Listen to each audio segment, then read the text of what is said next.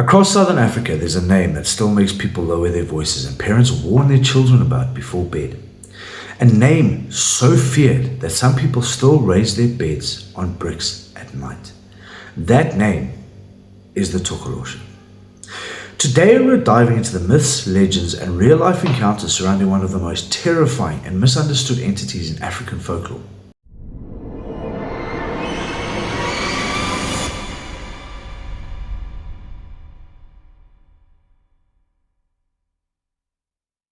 What is the Tokoloshe? The Tokoloshe, sometimes spelled Tokoloshe or Tokoloshe, comes from Zulu and Xhosa folklore in southern Africa. It's often described as a short humanoid creature, sometimes hairy, sometimes smooth-skinned, often grotesque in appearance. Some legends say it has one buttock. Others say glowing eyes, sharp teeth, or elongated limbs. But here's the thing. The Tokoloshe doesn't have one fixed form. Its appearance changes depending on who sees it and why.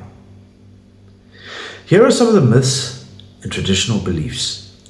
In traditional stories, the Tokoloshe is usually created or summoned by a witch doctor, often for revenge, jealousy, or control.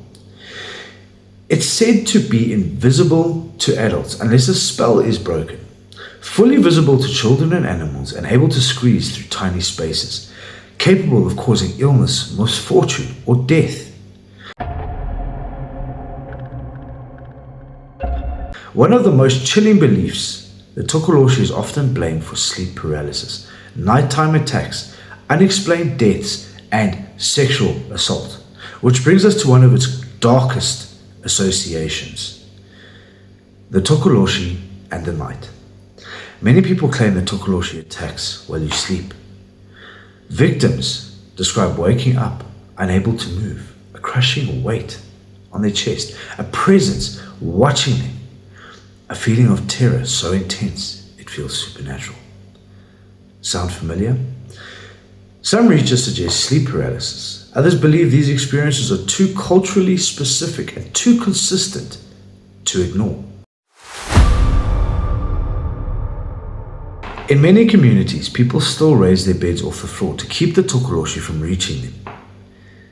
Here are some of the legends passed through generations. Unlike Western monsters, the Tokoloshe isn't something you read about once and forget. It's taught, warned about, passed down. Grandparents tell stories. Parents enforce rules. Children grow up knowing exactly what the Tokoloshe is and what it can do. And that belief gives it power. The real-life accounts and modern sightings, even today, reports of Tokoloshe encounters continue. In South Africa, there are cases where entire neighborhoods report the same creature. Schools temporarily shut down due to panic. Families consult traditional healers after unexplained illness or death. Some witnesses claim they've seen a small figure running between houses at night. Others report strange scratches, missing objects, or recurring nightmares that stop only after spiritual intervention. Skeptics say mass hysteria. Believers say something else is going on.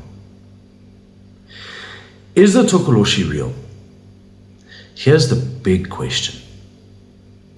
To me, it is, since I've had a personal experience with the Tokoloshe. However, is the Tokoloshe a supernatural entity, a manifestation of fear and belief, a cultural explanation for trauma, sleep disorders, and illness? Or could it be all of the above? What makes the Tokoloshe different from other legendary creatures? In this, people don't talk about it like a story. They talk about it like a fact of life.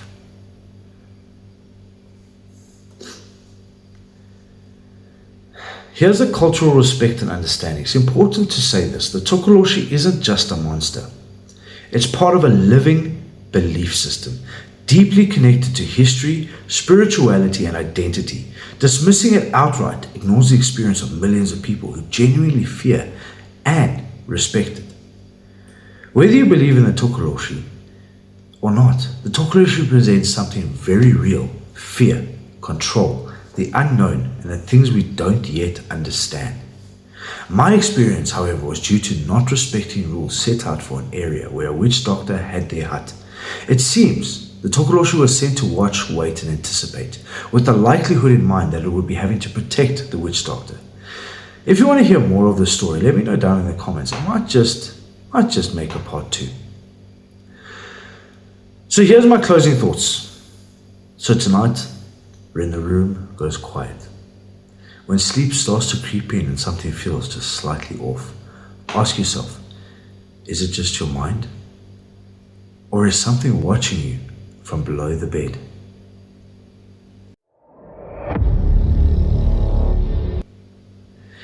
If you enjoyed this episode, be sure to follow, like, and subscribe to the podcast. And let me know, do you believe the Tokoloshe is a myth or something much darker? Until next time, stay curious, sleep well, you sexy, spooky mother fluffers.